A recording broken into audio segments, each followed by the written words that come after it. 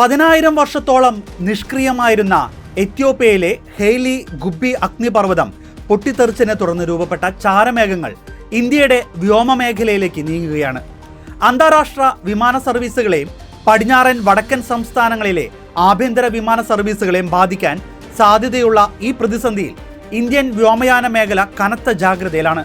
വിഷയത്തിൽ DGCA ഉൾപ്പെടെയുള്ള അധികൃതർ നൽകിയിട്ടുള്ള ഏറ്റവും വലിയ നിർദ്ദേശങ്ങളും വിമാന സർവീസുകളിലെ മാറ്റങ്ങളും നമുക്ക് വിശദമായി ഒന്ന് പരിശോധിക്കാം.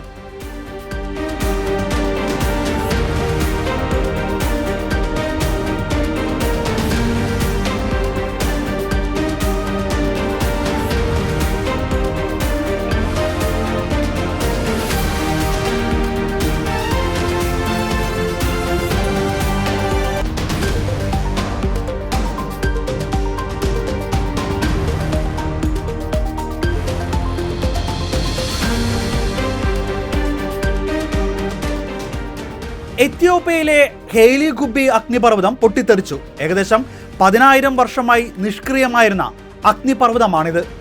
സ്ഫോടനത്തെ തുടർന്നുണ്ടായ ചാരവും പുകയും നിറഞ്ഞ മേഘങ്ങൾ പടിഞ്ഞാറൻ ഇന്ത്യൻ സംസ്ഥാനങ്ങളിലേക്ക് നീങ്ങുന്നതായി റിപ്പോർട്ട് ചെയ്യുന്നു. ഇൻഡിഗോ, എയർ ഇന്ത്യ, ആകാശ എയർ തുടങ്ങിയ ഇന്ത്യൻ വിമാന കമ്പനികൾ യാത്രക്കാർക്ക് പ്രത്യേക മുന്നറിയിപ്പുകൾ നൽകുകയും കനത്ത ജാഗ്രത പുലർത്തുകയും ചെയ്തു. മുംബൈ അന്താരാഷ്ട്ര വിമാനത്താവളം അന്താരാഷ്ട്ര വിമാന സർവീസുകൾ തടസ്സപ്പെടാൻ സാധ്യതയുണ്ടെന്ന് യാത്രക്കാർക്ക് മുന്നറിയിപ്പ് നൽകി. സ്ഫോടനം നിലച്ചെങ്കിലും വലിയ ചാരമേഘങ്ങൾ കിഴക്ക് ദിശയിൽ ഇന്ത്യ ലക്ഷ്യമാക്കി നീങ്ങുന്നതിനാൽ സാഹചര്യം സൂക്ഷ്മമായി പരിശോധിക്കുകയാണ്.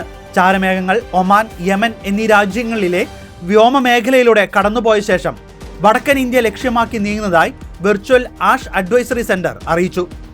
ചാരമേഘങ്ങൾ ഗുജറാത്ത്, വടക്ക് പടിഞ്ഞാറൻ മഹാരാഷ്ട്ര, രാജസ്ഥാൻ, ഡൽഹി, ഹരിയാന, പഞ്ചാബ് തുടങ്ങിയ വടക്കൻ സംസ്ഥാനങ്ങളെ ബാധിക്കാൻ സാധ്യതയുണ്ടെന്ന് കാലാവസ്ഥാ നിരീക്ഷണ ഏജൻസികൾ മുന്നറിയിപ്പ് നൽകി.